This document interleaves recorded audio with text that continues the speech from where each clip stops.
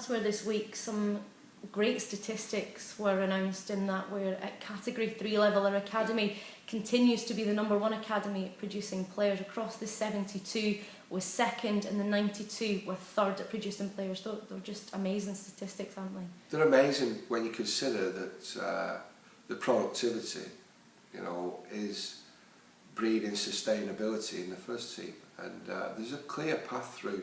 We can't underestimate the job that the academy, stroke centre of excellence, stroke development, between the ages of probably 6, 7, 8, all the way through to 21, 22, 23. It's an amazing job that they're doing. You look at Tony Ellis and the staff. When we're in comparison to other teams within the Football League and the Premier League, I think we would be supersonic with respect to the pound spent to the development product that we actually achieve. There's no question about that when you look at the type of money that academies like Crewe spend, and academies up and down the country are spending on developing players. We spend a lot of man hours, training hours, personal hours with players to try and develop them, and it's a continuation from the product that Tony's putting into place and the youth team and the first team environment, so they're all conducive and there's no big surprises. And when I speak to agents and other managers about the budget that we're working at first team level, they don't believe me. Now, they wouldn't believe us if I told them the budget that we're working at within the academy. So there's a lot of good work with a lot of good people going on. And like I said, I'm really excited about the 14s, 15s, 16s at this moment in time, going into next season. Now, there's already one under 15 player who's definitely coming to Tenerife with us.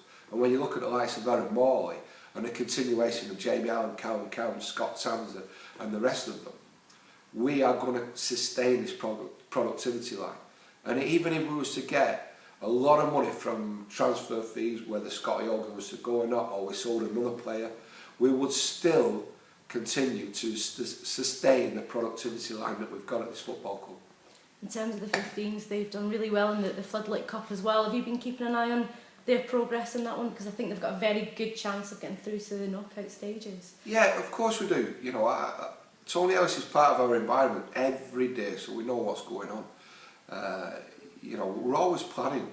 This doesn't happen by chance. Like you said, three years.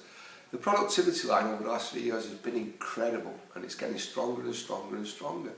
And like I said, we keep our eye on players that potentially we believe that within 2 years, 3 years, will be in my environment, and they're being taught now about the environment and the learning processes that they have to go to. It's not just about talent.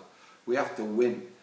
Giving out appearances and shirts to under 15s, 16s, 17s players as a propaganda tool is a joke in my estimation.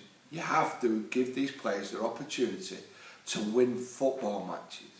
Not just hand it out and use it as a propaganda tool. Hey, look at what we're doing, we're playing under 16s.